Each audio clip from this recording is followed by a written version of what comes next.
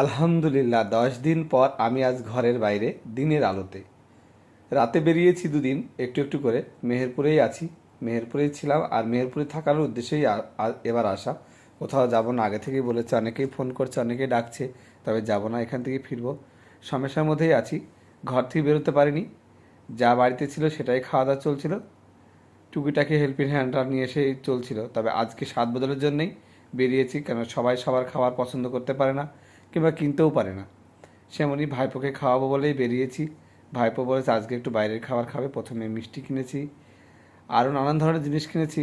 সব কিছু কিনতে কিনতে লাস্ট এক ভাইয়ের সঙ্গে জাস্ট 2 মিনিটে পরিচয়। সে শুধু ইন্ডিয়া নাম শুনতেই ওনার মনের মধ্যে অনেক আনন্দ জেগেছে। আমার সাথে একটু পরিচয় করার সময় হলো না তার, কারণ উনি অনেক ব্যস্ত, দোকানে ছিল। ওনার দোকানে কিছু কিনেছিলাম, উনি আমাকে অনেকটা রেসপেক্ট করেছে, এবং তার খাবারের মূল্য যতটা, ইন্ডিয়ান নাম শুনলে বাংলাদেশের মানুষ যদিও বেশি ভালোবাসে, এটাই তার আর একটা পরীক্ষা হলো।